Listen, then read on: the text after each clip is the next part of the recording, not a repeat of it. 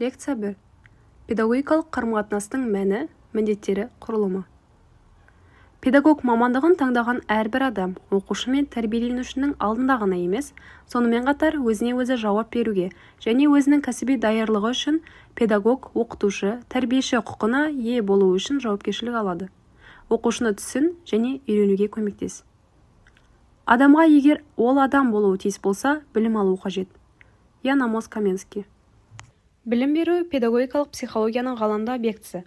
Білім беру әлеуметтік институт ретінде қоғамның әлеуметтік ұсақ құрылымдарының бірі ретінде қарастырылады. Білім берудің мазмұны қоғам жағдайының көрінісі, оның бір жағдайдан екінші жағдайына ауысуы. Педагогикалық психология бұл психология ғылымының бір саласы. Негізгі пәні білім беру және тәрбиелеу процесіндегі адам психологиясы. Оқушылардың білім алуы, дамуы және тұлғалық қалыптасуы заңдылықтарын зерттейді. Педагогикалық психология мұғалім мен оқушы арасындағы қарым-қатынасты, оқытудың тиімді әдістерін, тәрбиелеудің психологиялық негіздерін және оқу-тәрбие процесіндегі туындайтын қиындықтарды зерттеуге бағытталған. Педагогикалық психологияның негізгі міндеттері: оқу процесінің психологиялық заңдылықтарын зерттеу, оқушының білімді қалай қабылдайтынын, есте сақтайтынын, түсінетінін және қолданатынын анықтау. Тәрбие психологиясын зерттеу, тұлғаның қалыптасуы мен дамуындағы психологиялық факторларды, адамгершілік нормалар мен құндылықтарын қалыптастыру жолдарын қарастыру.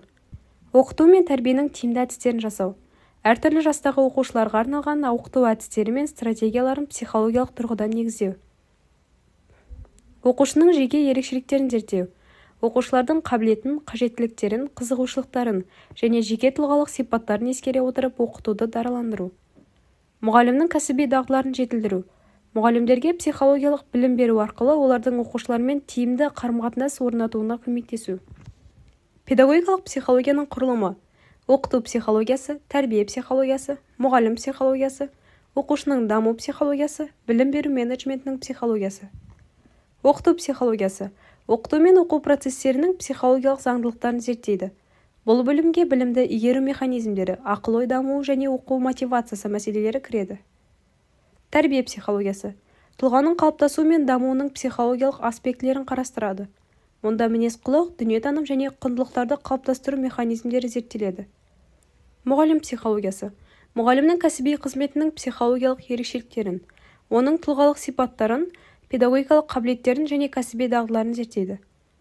Оқушының даму психологиясы оқушының әртүрлі жас кезеңдеріндегі психикалық дамуын, оның интеллектуалдық және әлеуметтік дамуындағы ерекшеліктерді зерттейді. Білім беру менеджментінің психологиясы білім беру мекемелерін басқарудың психологиялық негіздерін, ұжымдағы қарым-қатынастарды және оқыту процесін ұйымдастыруды зерттейді.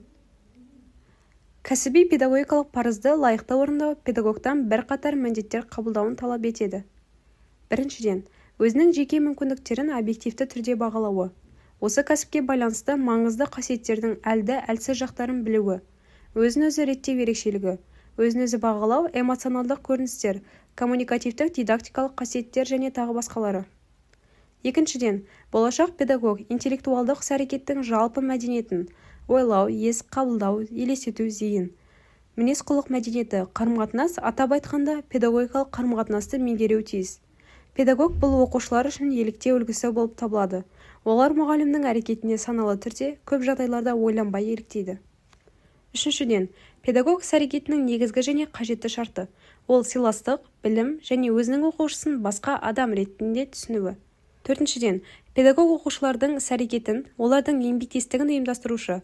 Сонымен бірге ол педагогикалық қарым-қатынасты жеңілдететін серіктес пен адам ретінде, яғни Роджерс бойынша фасилитатор болып табылады.